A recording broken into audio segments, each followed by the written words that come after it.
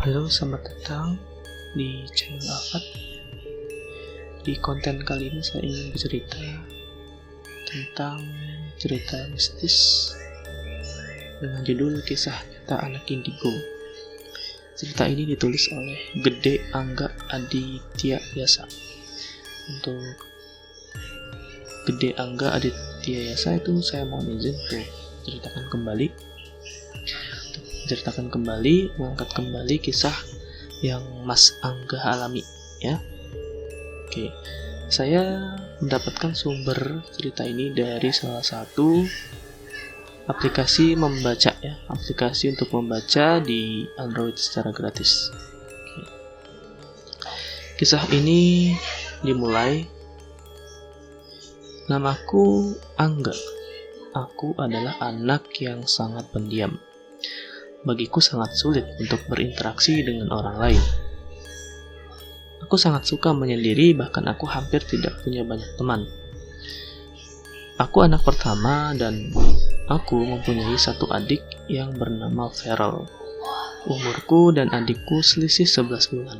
Aku sangat berbeda dengan adikku. Aku anaknya sangat pendiam, sedangkan adikku anak yang hyperaktif. Maka tak jarang aku dan adikku berantem dan kadang juga kita akur. Dan saat ini umurku 19 tahun. Aku merasa ada yang aneh dalam diriku. Pertama kali aku bisa merasakan aura dari seseorang dan dari wajahnya. Aku sudah bisa tahu sifat dan kepribadian orang tersebut, walaupun orang tak aku kenal. Hal ini yang membuat aku memilih jika berteman.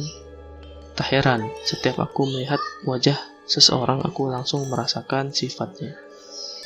Jika aku tidak cocok dengan sifatnya, maka aku tidak ingin berteman dengannya. Singkat cerita, aku sangat menyukai hal-hal yang berbau mistis.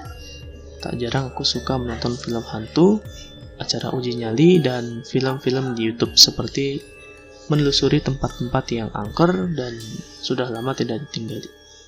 Semakin lama, aku semakin tertarik dengan hal-hal yang gaib.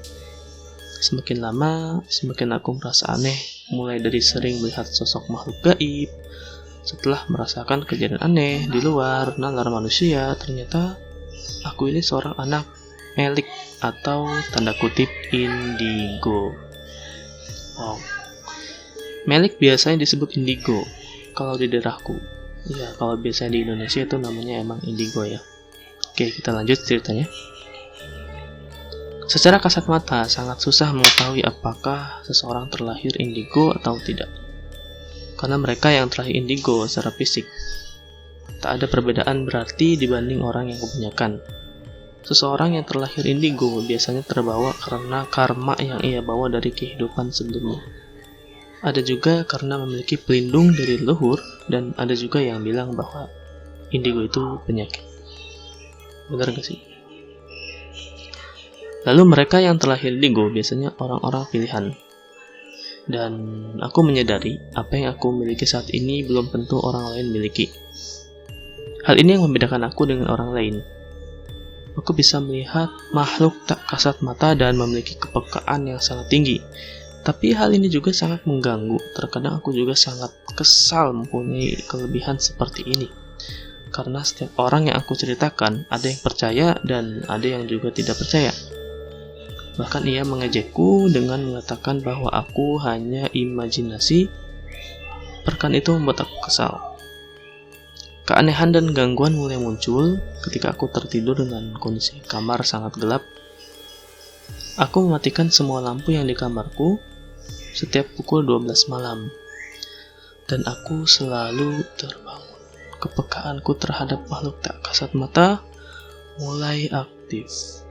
Mulai dari suara tangisan wanita dari arah sebelah televisiku, aku melihat sosok wanita berambut sangat panjang, memakai pakaian putih sangat panjang, kepalanya menunduk sambil menangis, dan aku hanya bisa diam dan ketakutan melihat sosok kuntilanak itu.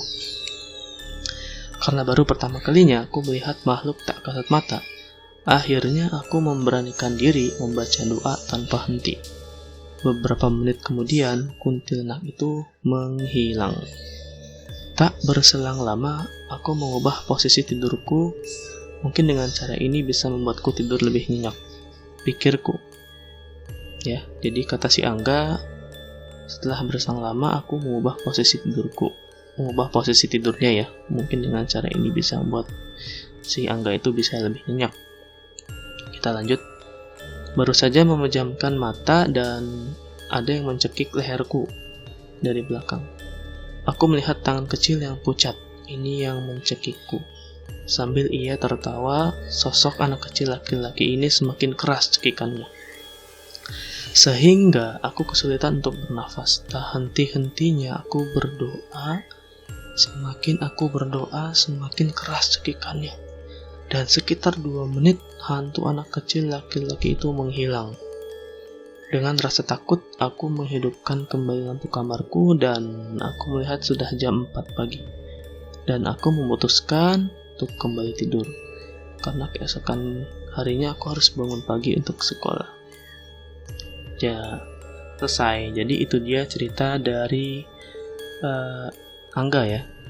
Cerita dari Angga, di mana dia sering melihat sosok-sosok makhluk gaib karena memang pertama dia anak yang indigo.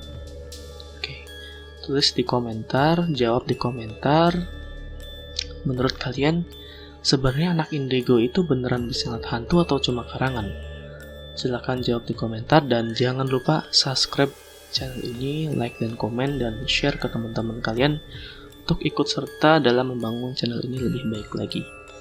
Sekian dari saya. Assalamualaikum warahmatullahi wabarakatuh.